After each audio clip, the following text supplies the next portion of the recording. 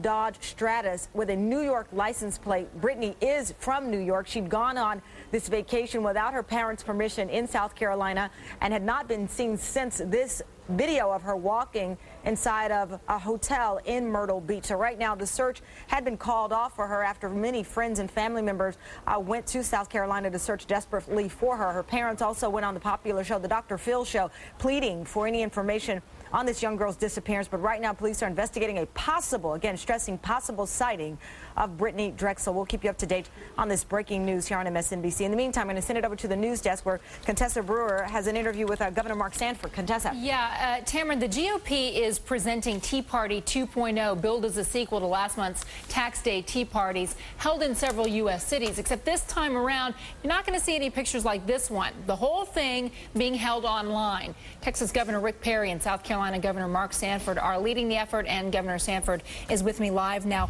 Governor Sanford, what are you hoping to accomplish?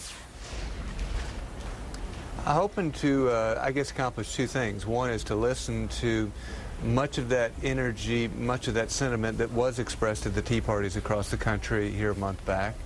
And I'd say, secondly, a chance to, in some ways, begin this process of galvanizing that political energy. There's something going on out there. I saw more energy in those Tea Parties than I've seen at any point, really, politically on the GOP side over the last 15 years. So there's something out there, and it's an effort to learn more about that something. But the interest from the people who were showing up to those Tea Parties was varied. I mean, some of them were showing up to protest the government bailouts. Some of them were standing up protesting any increase on taxes, even for people making more than $250,000 a year. Some were showing up to protest government growing in some way. So which part of this do you think can help recapture the energy for the conservatives?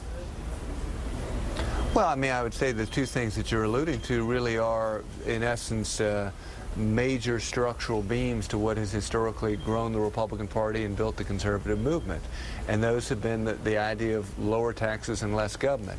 And it seems to me that that umbrella, or that tent, is the beginning starting point of where you go as a GOP. And so if, in fact, those same sentiments are expressed tonight, I think it's going to be telling myself something and Rick something. All right, so if you're interested in learning more about it, let me ask you about what's happening in your own state.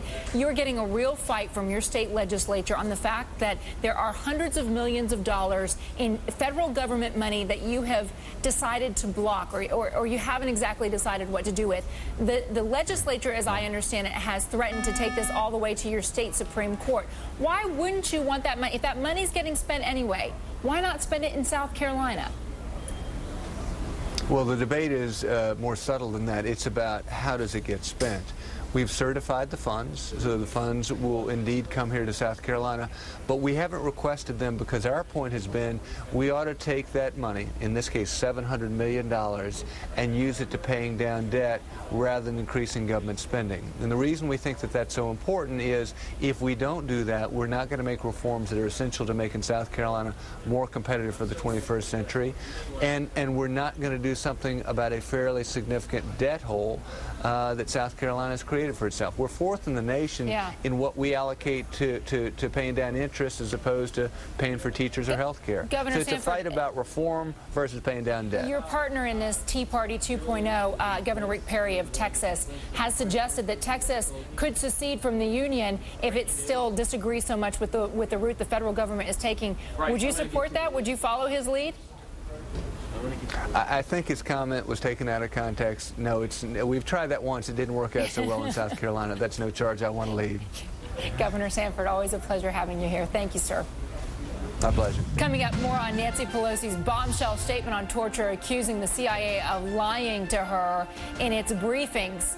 This is MSNBC, the place for politics.